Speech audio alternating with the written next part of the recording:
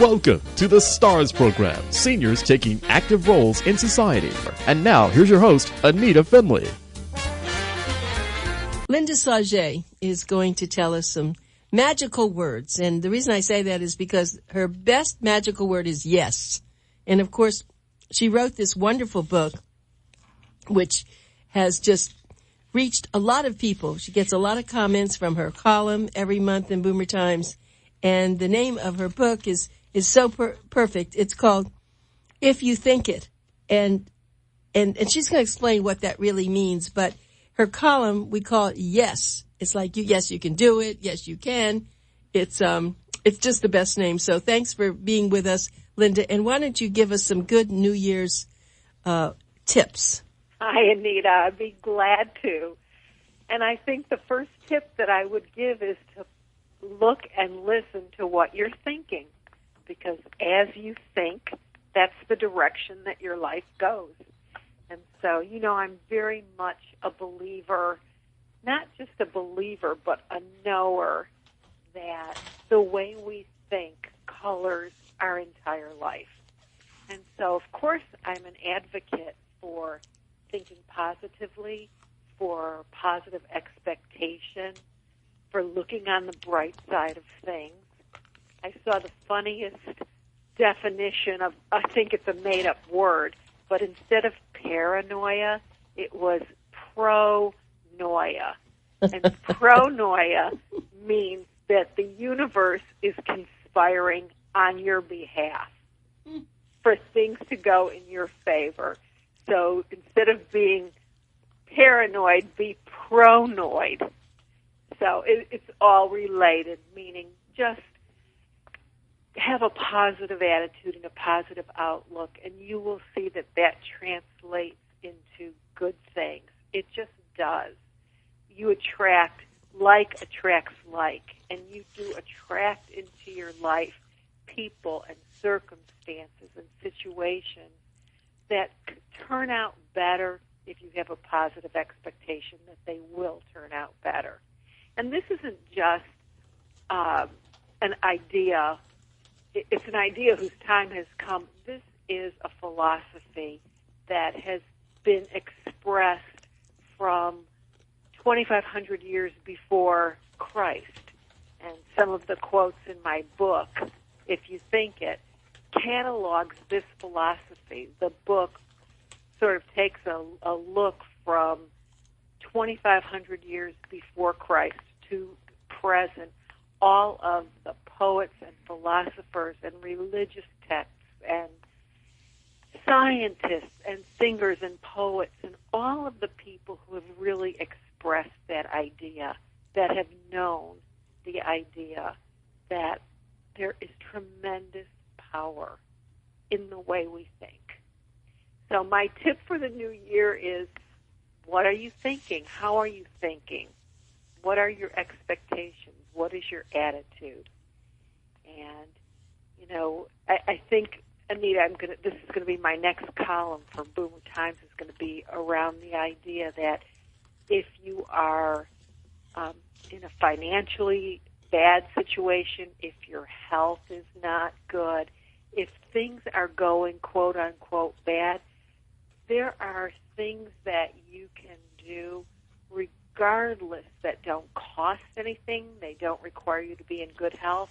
And those things are being kind, being friendly, being a friend, being positive. So all of these characteristics of your personality, of your demeanor, they don't cost anything. They don't require good health. But if you put them forth, it comes back to you. It's a boomerang. What you give out, you get out. So I'm saying a lot of different things. I'm going in a lot of different directions here, but it's all really related to how we think. Okay, well, that was great. Those were great words of wisdom, and that's what we get from Linda Sauget. Every time you talk to her, whether I'm in a personal conversation with her or she's talking to crowds, that's what her message is. And I was telling her that, and some of you will have listened to a radio interview with a Scott Chesney, who is with the Reeves Foundation and who is also paralyzed. He is paralyzed from the waist down, and he just is a motivating speaker. He's so positive, and he says exactly what Linda was just telling you, that it is all attitude and what happens, and doesn't mean that things are all perfect in your life. It's just how you handle it. I just spoke to a friend of mine, someone that Neil Cornelius Myers, who works with us at a lot of things, and will be at the upcoming expo also. And he was on his way down with his family members. These were people his age, and they were about, I don't know if there were 4 in the car or 6 in the car. I'm not sure. They were on their way to Key West. And there was a major, major accident where they had to trauma hawk people in, and it tied up, and you know what the bridge down to Key West is like. They tied up everything for 5.5 hours. Oh, wow. And here are these people who are from out of the country, and they are sitting there. Now, there were two ways that they could handle this. They could have been crazy, upset, saying terrible things, driving each other crazy. But Neil told me that everyone just enjoyed being together. They caught up on a lot of things, and everything was fine. That's called attitude. That is called attitude. I mean, there's so many things that really, they're beyond our control. That's an example of one. They're stuck on the road for 5 hours. Oh, and what I wanted to say, they also added that they weren't in the accident. They were or were not? Weren't. So they were thankful. Exactly. So there's the first thing to be thankful for. But when you're in a situation like that, I mean, it makes it so unpleasant if everybody is going to complain and be upset, and there's nothing you can do about it anyway, so just enjoy it. Make the best of it. That was a good example. No, it was. And, of course, I know that you're in business, as I am, and there are all sorts of people who we have to deal with. And I know our listeners are hearing this, whether you're retired, you're semi-retired, that we always have situations we have to think about it.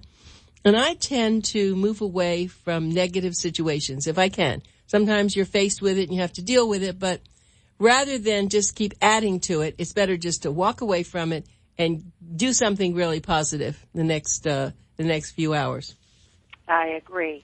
I try to avoid negative people or people who just always have a bad thing to say about every situation. They always just see the worst. And when you're with someone like that, unfortunately, it can rub off on you. Mm-hmm. And I always think to myself, I need to be the one to rub off on them. Right. But, when you are around someone who is critical and negative, I don't know about you, I actually have a physical reaction to that. I actually feel like the muscles in my stomach tightening. I have an adverse reaction to being around hatefulness and criticalness and negativity. I mean, you can't avoid it. It's out there, but I really much prefer being in a positive environment and creating that environment. Stop watching TV then. For sure. Well, I commented on that actually to my husband, Bill, because I think that the TV, if they would end their shows with something positive, and there's so many things out there that are positive, they can say what they have to say and report the news. But what happens is when you have the last thing on and it's very negative and you turn off the TV, you either go to sleep, you go somewhere, that sticks with you. But wouldn't it? And just the other day we heard, I know what it was. It was on the Lawrence show, and he talked about the desks that they're raising money for in Malawi, and they raised over $10 million. And I mean, it's the most beautiful story, and that's how everything ended. Wow, that was so good. For sure. I mean, you can motivate people, and you can make them want to pay that forward and do good things by talking about good things. And, I agree. It would be great if every newscast ended with, something good that happened in the news, because there always are good things going on. And also when if you're listening and you have, you can have an effect on someone that really is so positive. If you're in a receptionist position or on the phone and you're making phone calls, how you handle them is very, very important because it can make or break something. When you walk into a place, we have security guards at our condominium, and some of them sit there, they put their head up and they say hello, and that's it. And then we have a few that are so happy and so full of just pleasant things. It just makes you feel so good. Absolutely. I mean, that's such a great example. And I mean, you can test this for yourself because just walk through Publix or walk through the mall with a smile on your face and just notice how many people smile back at you. And just know that just by having that energy, that smile on your face and that looking up and not looking down, that impacts people in a positive way. That literally reminds them to smile, and they do smile back. So that's an experiment I invite people to do. When babies are born, unless they're in pain, they do a lot of smiling. Mm-hmm. They don't. but natural. Exactly, natural. It is natural, and I know that you're always so friendly, and that's why people are so attracted to you. But just getting back to this, when for instance in your column, and it just came out in the January issue, it was very, very good. It was about our opinions. Why don't you share that? Well, I think that we should remember that our opinions are just ours. And so if you have an opinion about somebody, you don't like them, or you think that they're rude, or whatever negative opinion you have about someone, we have to remember that that's a reflection really of our values, the things that it's a reflection of us, not a reflection of the person that we have an opinion about. And so I think that we get our values and our opinions through so many, through our upbringing, through our environment, through so many things. But we need to remember that they are uniquely ours. And so if I have a preference, that's all it is. What we're talking about now. I prefer to be around positive people. I prefer to be in an uplifting environment. I prefer to have a beautiful environment. That is just my values. And there are people who they don't even notice if people are negative. They don't notice that the news is all negative. They don't notice if their environment is unpleasant, what I would consider unpleasant. So that was what the column was about, is just to help us be less judgmental. It's impossible not to be judgmental because we have preferences. We have opinions and we have preferences. But to keep them in perspective, not to make it a judgment against someone, but just keep it in a perspective that our opinions just reflect us, our opinions, our values, and they don't define or reflect upon the other person. So that's what that column was about. I was listening to NPR the other day, and it was a marvelous interview. And the young woman didn't use her name in the book she just wrote. The name of the book is Unslut. And it's because when she went to school, in high school, for some reason, whatever had happened, people said she was a slut. And it caused her great turmoil and great unhappiness, and she tried to commit suicide different times. And now as a grown woman, she realizes so many other girls have had this problem. And so this book is very much what you were saying, that those things that you said to people, in a group and kids can be unkind, really left a very strong impact on her life. Mm-hmm. And it's such a shame because, especially when people are young, they don't have that inner strength or sense of self to recognize that's not me. That's just your opinion. You're revealing yourself as a cruel person or as a mean person, nasty. To be cruel or critical to someone else, to call somebody else a name, to be a bully. All of that defines the person who's doing that, not the poor person who's on the other side of that. So, that's definitely something that happens today, bullying and name-calling. Well, and people just should remember that, as your book says, it really is if you think it. And so if you think it, it's going to come back. What you said about boomerang, if you think positively, it will. And we're all guilty of it, I know. I went to see a big show last night, and there were some people sitting by me, and, they were doing some things I didn't think were the best thing to do. And, of course, I could have allowed it to ruin my evening, but I didn't. I just tried to ignore it. Good for you. But people can have power over that, and so it does take a time for you, especially if you're retired and you spend a lot of time possibly alone in your home. Not a good idea. You should get out, and as Linda was saying, go. You should volunteer. You should go out and make yourself important to other people, and it would be surprising how your whole attitude will change. Mm-hmm. Absolutely. You have a grandchild, and we're always trying to get just like I have grandchildren, and we're always trying to teach this. And you'll see some children, I don't know what the difference is, some children in the same family have great attitude and some don't. Have you ever figured that out? No, you know what, that is true. And I do think that children are born with a disposition and a personality. And so, some might be cranky, or they might be difficult as children. And in the same family, another child or a brother or sister might just be the complete opposite. So that's kind of the mystery. I don't know if we'll ever really know that, but I feel however your natural disposition may be, maybe you are naturally critical, maybe you are naturally optimistic. Whatever your disposition is, it's a choice to either keep it that way or change it.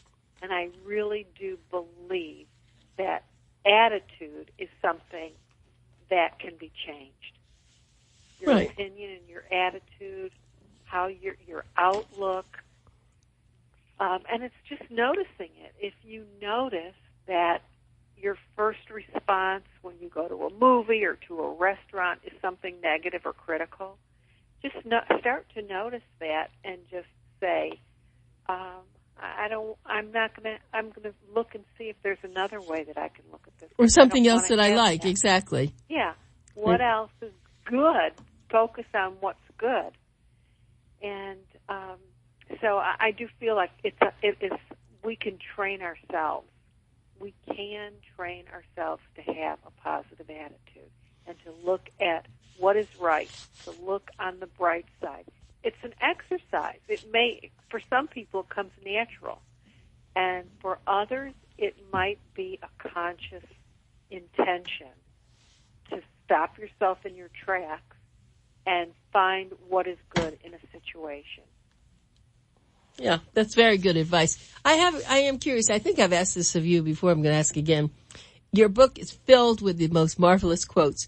Do you have sheets and sheets of quotes, and how do you, because you keep you integrate them into your articles like your book is, how do you know where to find them? Well, I love quotations. Of course, I have a master's degree in English, so I read a lot in college and in graduate school. So lots of poetry and lots of literature. And I did start collecting quotes, things that, quotations that in a single sentence would motivate me or make me thoughtful, affect me in a good way.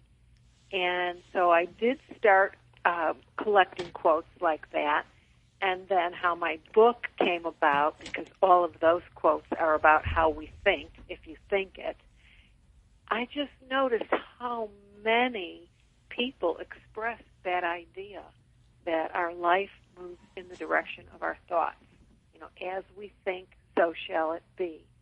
And so then I started just collecting those kinds of quotes. But now, with the internet, it's so easy to look up quotations on the internet by topic, by poet or writer or scientist or songwriter or philosopher. I mean, information is at our fingertips. And so if I want to find a quotation about something, I'll look for it. Now I'm not keeping it in books and hard copies of it because it's just too easy to go online and find it. But I don't keep reams of them, but when I do find something very powerful, a quote that I really do like, I do have a little list that I do have a hard copy of in my computer. And anytime, I think if anybody has, whether it's from a religious text or from something that you've read, if there's something that moves you, that affects you in a positive way, keep it so that you can look at it from time to time. It can change our attitude when you read something or even see a very powerful movie or hear a song, read a poem. Things that have a positive effect on us, we should remember to keep going back to that and have that energy, instilled in us again.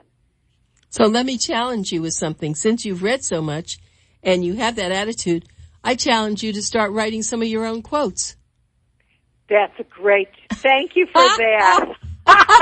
Thank you for that. I take you up on that challenge. You should, because you think like this, and you're so filled with so many things, so that I can start adding some of them as fillers by Linda Sauget. I am going to take you up on that. I most definitely will.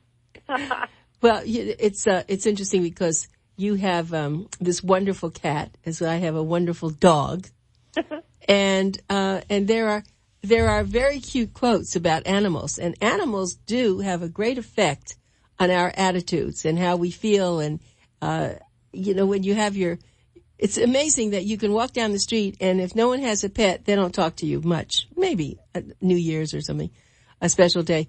But when you're a pet owner, everyone's friendly, it seems like. That's so true. Because, I think most people love animals. Not everybody may have a pet, but it's very hard to walk by a dog or a cat that's so cute and not pay attention to it or to the owner. So, yeah, I think animals are really gifts. They are such gifts. They give so much, and they are so unconditionally loving to us, and they give us something to care for and to love. So I'm a big advocate of having a pet if it's possible in the living situation that people are in. If they can have a pet, I think it's a great asset. It is, and what I think people should do is go through your book or go through the magazine and pick out some of your columns. Pick out some special words in those columns, because she fills her columns with a lot of quotations, and get a little yellow sticky and write it out on the yellow sticky, and then just put it up on your refrigerator. And you'll be able to see some incredible quotation marks. Quotes rather. So let me just read. This is really wonderful. It says, I love this about what you did with the Buddha. Oh, that was so great. It says, one day the Buddha was speaking in a village when someone in the audience started mocking him. The Buddha paused and asked the heckler, if you offer me a piece of paper and I refuse to accept it, what happens to the paper? The heckler said, it stays with me. Exactly, the Buddha said, and that is what I'm going to do with your abuse. I am not accepting it, therefore it stays with you. That is such I love the ancient Eastern traditions and the teachings and how that is such a great teaching, because that's so true. We don't have to take what people give to us. It's just their opinion. It's them. It's not us. Everyone wants to please people, And that's, and sometimes, I'll give you another example.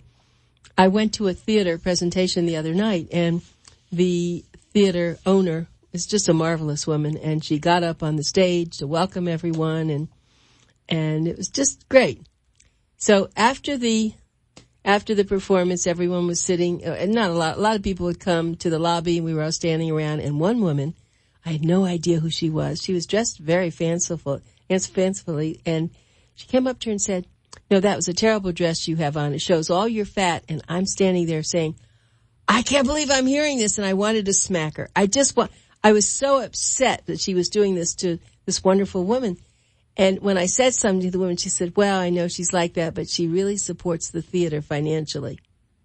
Wow. But I really felt badly about that. How dare that woman do that? That's just it's so rude. It's so unkind. Right. Oh. But I mean, so people do, and there are people like that are very critical. Now, and they don't keep it to themselves. That's one thing if you think that way, but, to go and say things that are unkind to people, unless it's really important, or, it's going to, if their slip is hanging down or something, you can say to them quietly. So that's when you have to embrace what the Buddha said, because don't take it. Don't take what that person is saying. Don't take it to heart. Don't take it personally. Let it stay with that person. Right. Well, it's and you see some doing to do that, but you do see this everywhere, and it's and I think it does come from what you said. I have family members, and I know that my mother had sisters, and my mother would never say anything unkind, nor would one of her sisters, but the other one, oh, look out. So here they were all reared by the same family, but one just was different. Yeah, that's a mystery. I can't explain that, but. You can't explain that, Linda? My goodness. I depend on you. Oh. Well, you're really, it's wonderful to see a woman who's very, very big in business. You have a great position in what you do, and you have your family, but you have this side of you that you've learned now. You wrote your book, of course. It's If You Think It. And I just want to tell you, if you'd like to get this book, and it's a lovely book, you can actually go to her website, which is, it's called If You Think It, right? .com? IfYouThinkIt.com. And you can get it. You can read her columns in Boomer Times every month. And of course, and we love it because it's Think Yes. This is the title of her column. I know when we were deciding what should be, it just seemed that that's all you do. You're always so positive. So why not? I love the name of the column. I have to admit it and confess. Yes, it was. And people do write you. What do some of them say to you? I think the one thing that somebody told me, you were just saying, take a quote from the column or from the book and put it on a sticky. One woman wrote me and said that her husband was in the hospital for I don't know the details of it. She didn't share it. But he was in the hospital for an extended period in a very difficult situation. And she cut out one of my columns, and she read it every day while she was in the hospital visiting him. And then when he ended up going into therapy, and he was apparently better in whatever situation he was in, she read him my column. So that meant so much to me that I wrote something that gave her such comfort and strength. Well, I appreciate it. And we have run out of time, Linda, and it was wonderful having you on. I feel inspired already, so take care of yourself. Thank you, Anita. You too. Bye, Linda. Bye.